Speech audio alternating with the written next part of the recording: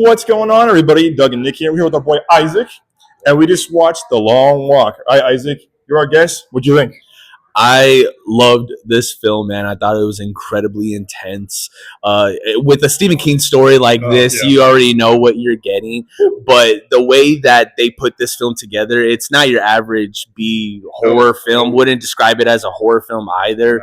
It is very traumatizing, but I don't say that in a negative way. I think that they use trauma to really impact the story. You know, there's plenty of death scenes in this film, and each death to me is, you're not rooting for anyone in this film to fail the mission. You want everyone to make it somehow by the end of it, and you know that's not going to happen right when the movie starts. I will like to also say the first 20 minutes blew my mind because I was not expecting that title card. The movie starts and it's like at least 25 to 30 minutes in. And so much has been built up and set up at this point that you're not even, your mind isn't even thinking that. You're thinking, oh, the movie's already started. And then it says Long Walk and you're like, whoa, where am I and what is happening? Go ahead, Nick.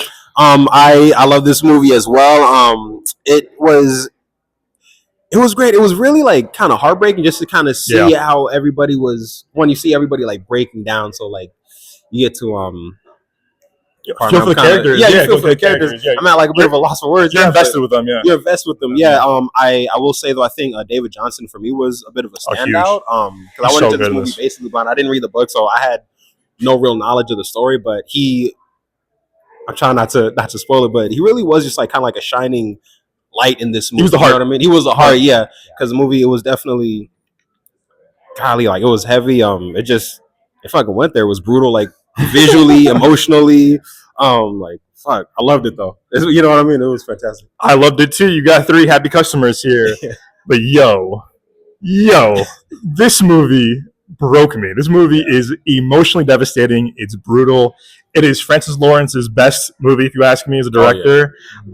David Johnson's the hardest movie, but I love the brotherhood between everybody. But David Johnson, Cooper Hoffman, you believe their brotherhood from the beginning. You know, I would pitch it as it's Stand By Me, Hunger Games, with a bit of like Fahrenheit 451, a little bit. So, a bit of a pull, a bit of the Purge too, but most I think Hunger Games and Stand By Me, the camaraderie between all the guys are just so, it's really devastating, but it's beautiful at the same time because it is brotherhood. Mark Hamill plays a just dude. Yeah, no, I was gonna say too. Like we're talking about all these actors. Mark Hamill, man, as the villain, as the antagonist. Mark Hamill scared the shit out of me. Luke Skywalker, who for real? But and also it just goes. It starts off right away. And to Isaac's point too, the first 20 minutes you're just like sitting there like stunned. You're like, whoa. But if you're a Stephen King fan, Francis Lawrence fan, kind of dystopian fan, check it out. Look out for our full review on our YouTube page and our podcast feed. As always, guys, we'll see you all at the movies.